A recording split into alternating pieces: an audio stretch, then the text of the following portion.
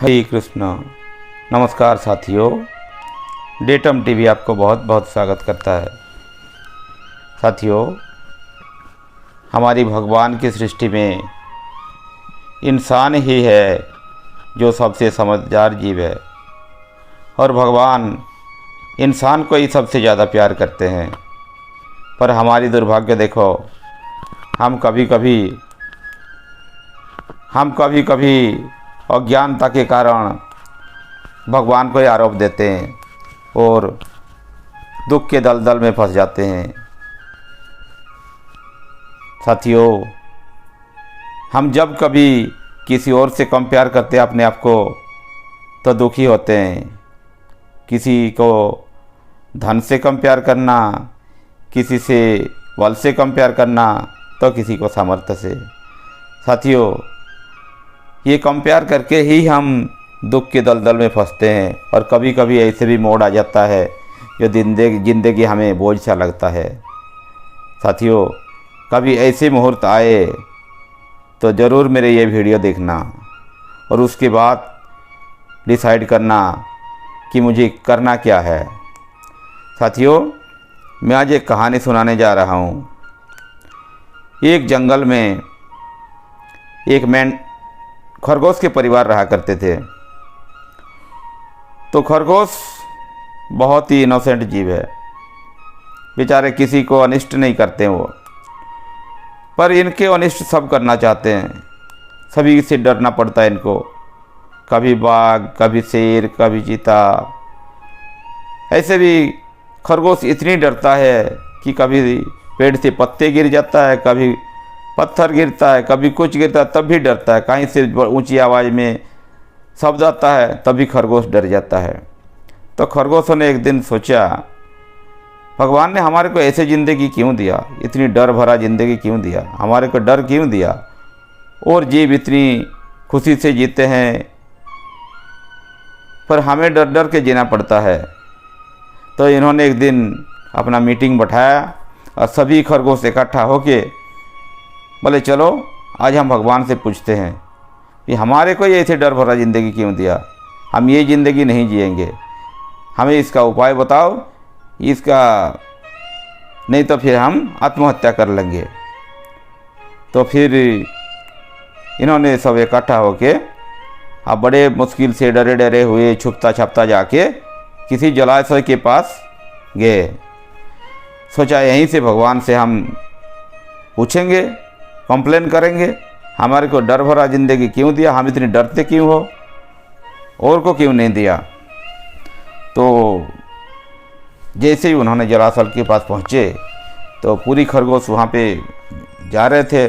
बोला, यहीं से हमारी या तो भगवान हमारे सॉल्यूशन करेंगे या फिर हम पानी में कूद के अपना जान गंवाएंगे। तो जैसे ही उस जलाशय के किनारे पे पहुँचे तो वहाँ पे काफ़ी सारे मेंढक जो है वो जलाशय से किनारे बैठे हुए थे।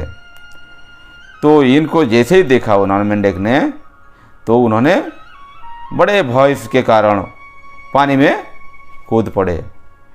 तो आपको पता साथियों, ये मेंढक जो है ये पानी के अंदर भी रह सकते हैं और बाहर भी रह सकते हैं।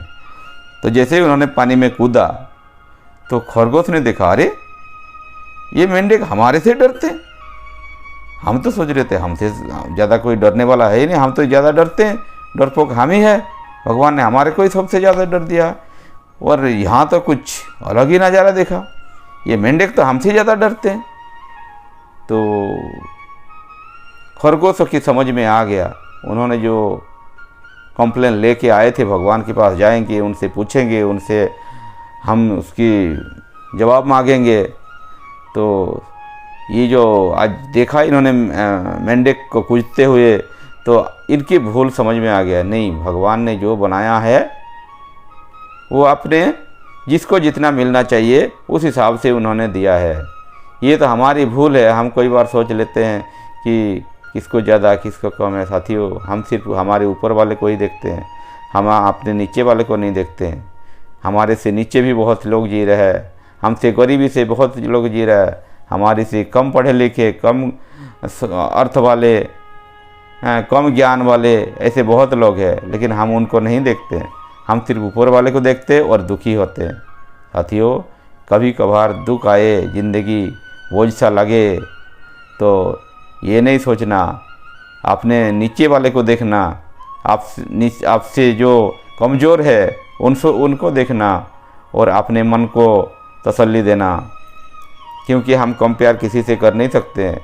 हम जिससे कंपेयर कर रहे हैं वो किसी और से कर रहे हैं, वो किसी और से कंपेयर कर रहे हैं। कोई बड़ा नहीं है यहाँ सबसे बड़ा भगवान है और उससे बराबरी कोई नहीं कर सकता। इंसान को किसी से कंपेयर नहीं करना चाहिए। अगर सुखी रहना है साथियों, एक बहुत बढ़िया सलूशन मैं बता रहा हूँ। अगर सुखी रहना है तो किसी से कंपेयर नहीं करना और भगवान की दास समझकर जीना। हर कोई भगवान की अगर दास समझ लिए तो ज़िंदगी में सुख ही सुख आएगा और दुख उसके पास नहीं पहुंच पाएगा। लेकिन हम जब खुद ही अपने आप को बड़ा समझने लग जाते हैं तो ये दुख की कारण बनता है। तो साथियों, आज मैं ज़्यादा समय ना लेते हुए आज की वीडियो यहीं रखना चाहता हूँ। मुझे आशा है आपको ये खरगोश और मेंढक की कहानी अच्छा लगा होगा और इस कहानी से ज़रूर कुछ सीखा होगा और अपने ज़िंदगी में इसको ज़रूर उतारोगे। आपसे ये उम्मीद करते हुए आज की वीडियो यहीं रखता हूँ। हरे कृष्णा।